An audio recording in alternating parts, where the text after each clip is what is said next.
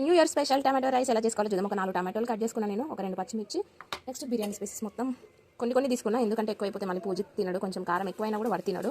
చేసిన నేను ఇప్పుడు ఇవన్నీ దీంట్లో వేసి పచ్చిమిర్చి యాడ్ చేస్తున్నాను. మీరేం స్పెషల్ చేసుకున్నారో కూడా కామెంట్ చేయండి.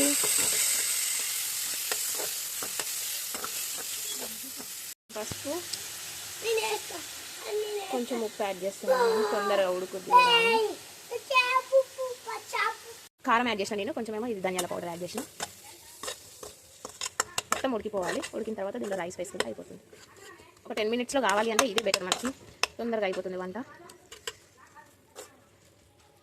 ఇప్పుడు రైస్ యాడ్ చేద్దాం.